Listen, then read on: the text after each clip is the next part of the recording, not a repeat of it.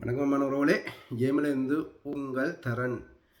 நாளைக்கு தமிழ்நாட்டில் எலெக்ஷன் கொண்டாட்டம் 23ஆம் தேதி. எல்லாரும் நாளைக்கு பாருங்கள், வாக்கு வீதம் கூடுதலாக 50லேருந்து 70% இருக்கிற தமிழ்நாட்டு வாக்கு வீதம் நாளைக்கு 80% தொடுமண்டு நான் எதிர்பார்க்குறேன். நாளைக்கு 80% வாக்கு வீதம் தொட்டி சென்றால் 75% மேலே போச்சென்றால் விஜய் வெல்வது உறுதி என்ற அர்த்தம். தமிழ்நாட்டு மக்கள் ஒரு மாற்றத்தை விரும்புகிறார்கள் என்ற அர்த்தம். இப்போவே நாங்கள் களத்தில் பார்க்குறோம். விஜய்க்கு எவ்வளவு கூட்டம், விஜய் போகிற இடமெல்லாம் மக்கள் வெள்ளமாக இருக்குது. மக்கள் வெள்ளத்தில் நீந்தி போகிறார் விஜய். அதால் தான் கரூரில் அப்படி அபட்டமான ஒரு படுகொலையை மனித நேயத்துக்கு எதிரான ஒரு விடயத்தை ஆளுங்கட்சியான தீய சக்தியான டிஎன்ஏ செய்து முடிச்சு அந்த பழியை கூட தன் ஆதரவாளர் படுகொலையை கூட விஜய் மீது போட்டுச்சுது. எவ்வளவு அழுக்கான மனநிலை, எவ்வளவு அரக்க மனநிலை என்று பாருங்கள். இதெல்லாம் சகுனின்ற சூழ்ச்சிகள், அரசியல் சூழ்ச்சிகளை கச்சிதமாக செய்த. இதனாலும் மக்கள்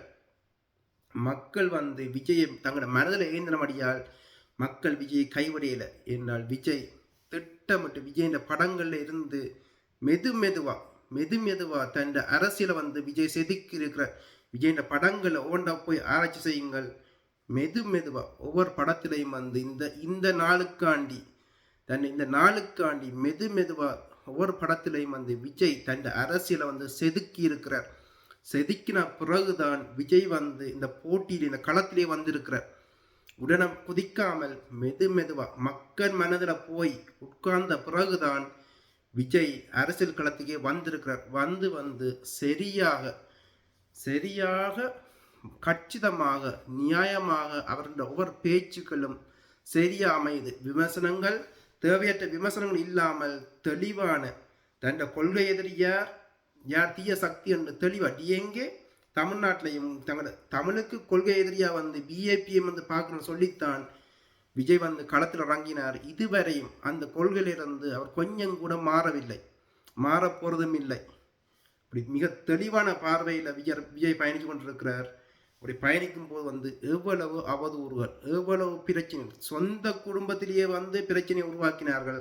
இப்போ அதையும் கூட பொய்யண்டு அதுவும் பாவஸ் ஆகிட்டுது. 20ஆம் தேதி நடக்கிற கேஸ் எல்லாம் அதையும் எப்படி டேட் போட்டுருக்கிறாங்க. கொஞ்ச நாளைக்கு முதல் டேட் போட்டு விஜய் மீது அவமானத்தை தேடித்தர வேண்டுமென்று எப்படி எல்லாம் பிளான் பண்ணுறார்கள் இந்த அரக்கர்கள்.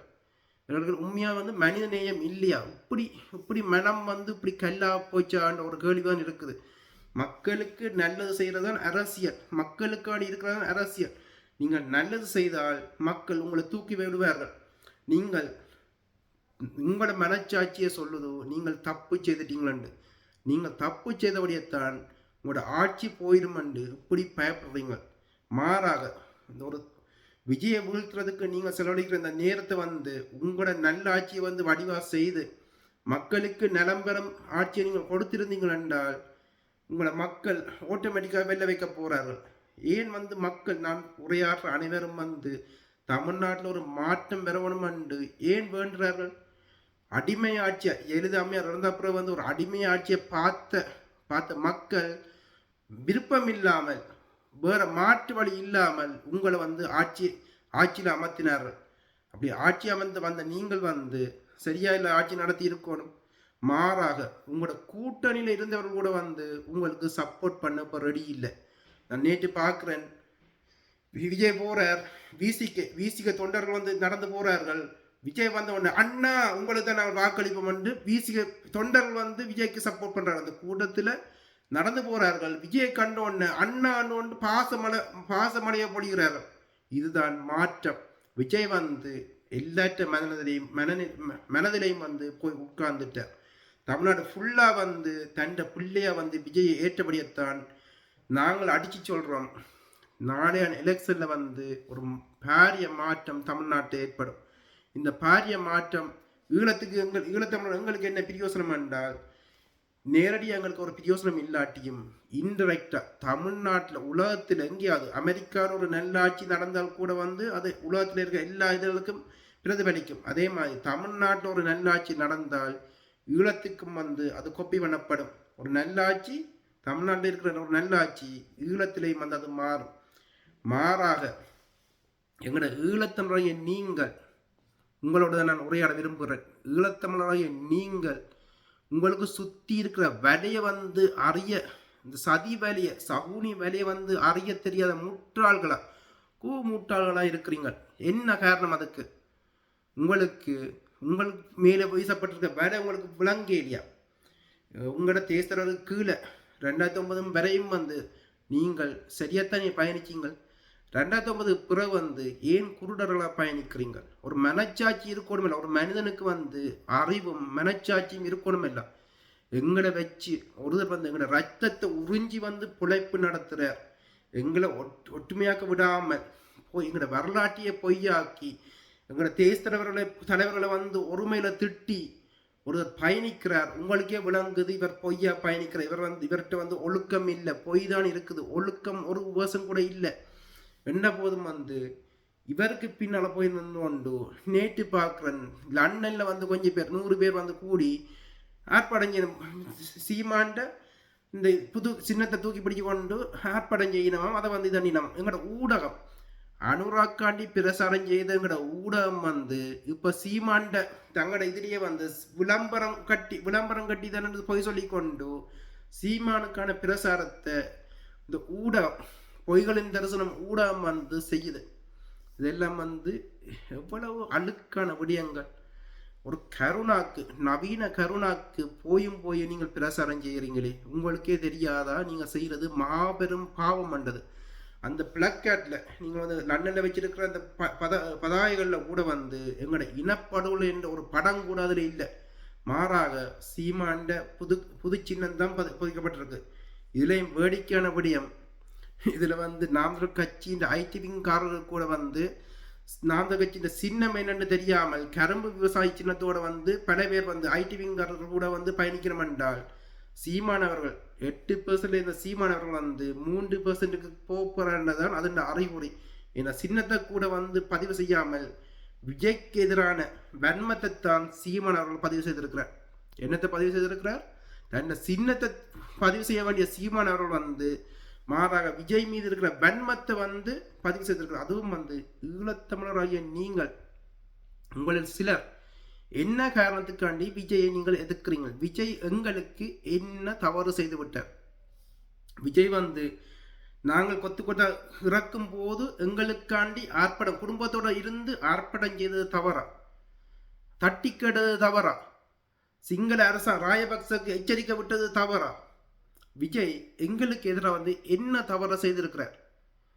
மாறா ஆர்ப்பாட்டமே நடத்தாமல் எங்கட ஈழத்தமிழர் எங்கட போராளிகளுக்கும் எங்கட மாவீர குடும்பத்துக்கும் போற நிதியில வந்து வயது வளர்க்குற சீமானுக்கு பின்னால போய் நின்று ஒரு கருணாவை தூக்கி வச்சு கொண்டு நிற்கிறீங்களே. நீங்கள் உங்களுக்கு ஒரு நாள் உண்மை விளங்கும். உங்களுக்கு உண்மையா உணர்வு இருந்துச்சு என்றால் உங்களுக்கு ஒரு நாள் உண்மை விளங்கும் போது நீங்கள் செய்கிற பாவத்துக்கு எப்படி பரிகாரம் தேட போறீங்க?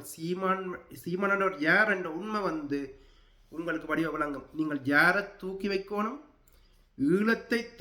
ஈழத்தை தாங்கின தூண்கள் கதிரண்ணா போன்ற 27 போராளிகள் ஐக்கிய நாடு சபையில் இறுதிக்கிழமை சாட்சியா வந்து நிற்கணும்.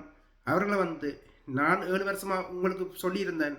அதையும் பார்க்க ஐக்கிய நாடு சபை உயர்ந்த சக்தி ஐக்கிய நாடு சபை வந்து உங்களுக்கு 27 போராளிகள் இறுதிக்கிழமை உண்மையான இறுதிக்கிழமை போராளிகள் என்று ஒரு ஸ்டெம்பிள் அடிச்சு சர்டிபிகேட் வந்து உங்களுக்கு தந்திருக்குது. அதை கூட அவர்களை தூக்கி தலையில் வைக்க வேண்டிய நீங்கள் வந்து எங்கட படிகளண்டு கண்ட கர்மாங்களையும் சீமானையும் தூக்கி வைக்கிறீங்களண்ட எங்களை அழிக்க, எங்களோட கலாச்சாரத்தை அழிக்க, எங்களோட நேர்மையை அழிக்க, எங்களோட வரலாற்றை அழிக்க தோற்கிவிக்கப்பட்டவர்களை வந்து தலை தூக்கி வச்சு கொண்டு இருக்கிறீங்களா என்றால் எங்கட பொடிகளண்டு எங்களோட இயக்கத்துக்கு சொன்ன பேர் தான் எங்களோட மக்கள் அழைச்சதான் எங்கட பொடிகள். அப்படி நீங்கள் வந்து தூக்கி வைக்க வேண்டியவர்கள் வந்து கதிரண்ணா போன்ற 27 போராளிகள் இறுதிக்கிழமை சாட்சியங்கள் போராளிகளை தூக்கி வைக்க வேண்டிய நீங்கள் வந்து கண்ட கர்மங்களை வந்து தலையில் தூக்கி வச்சு கொண்டு இருக்கிறது வந்து எவ்வளோ பெரிய பாவம் அண்டு, எவ்வளோ பெரிய தப்பும் பாவம் அண்டு. உங்களோட மனச்சாட்சியை நீங்களே ஒரு நாள் உண்மை விளங்கும் போது உங்களுக்கு அது புரியும்.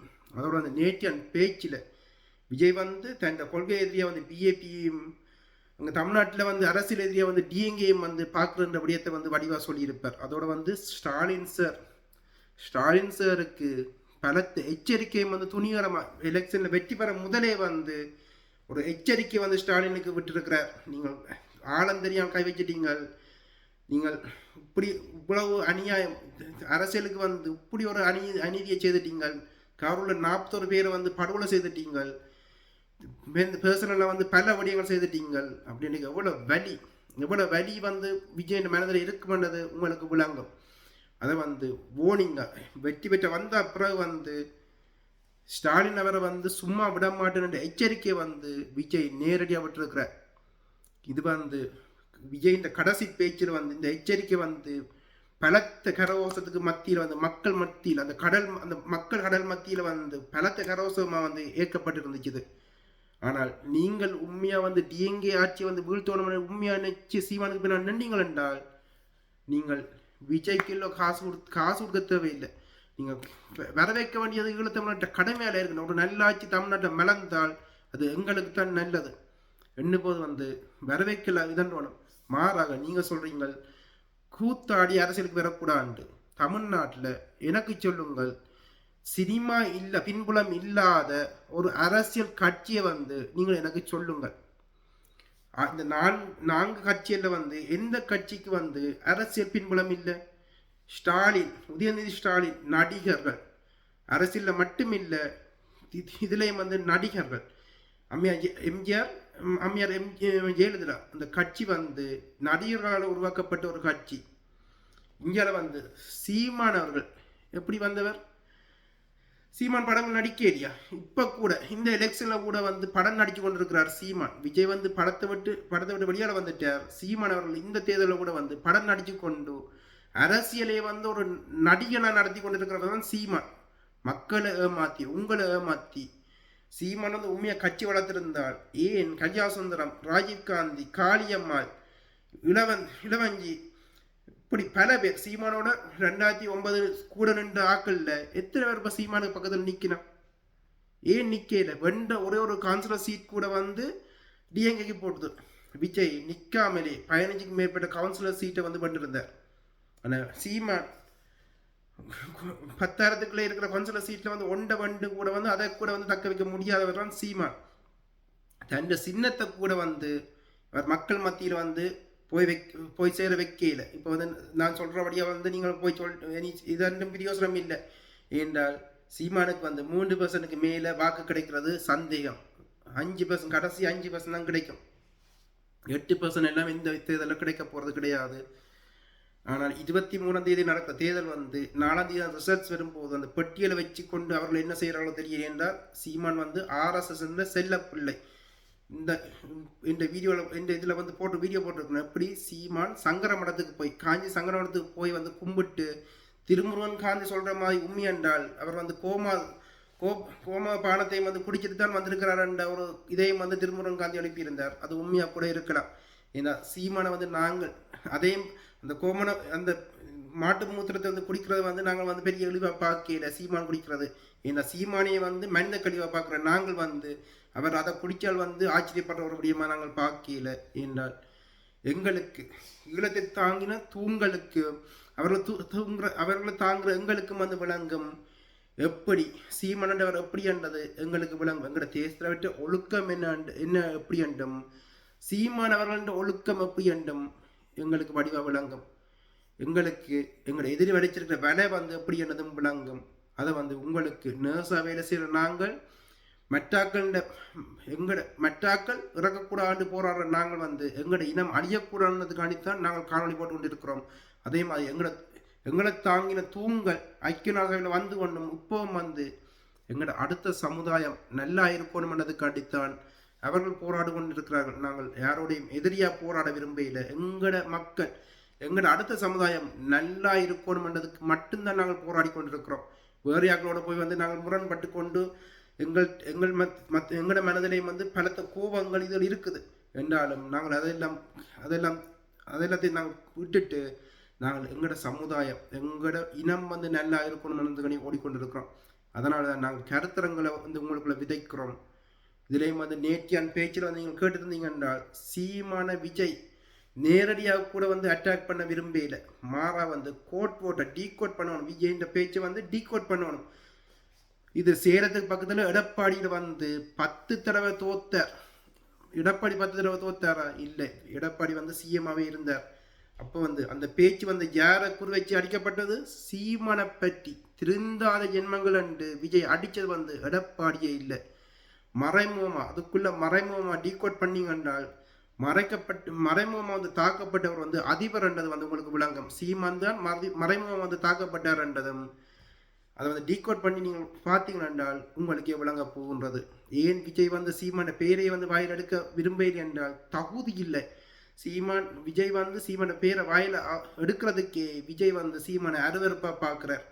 அப்படி அருவருப்பை பார்க்குறவர் வந்து வெற்றி பெற்று வந்தால் ஸ்டாலினிக்க சொன்னவர் வந்து வெற்றி பெற்று வந்தால் சீமான் நாங்கள் கட்சியை சாட்டை துறமுன்னு என்ன செய்வாருன்னு கொஞ்சம் சிந்திச்சு பாருங்கள்.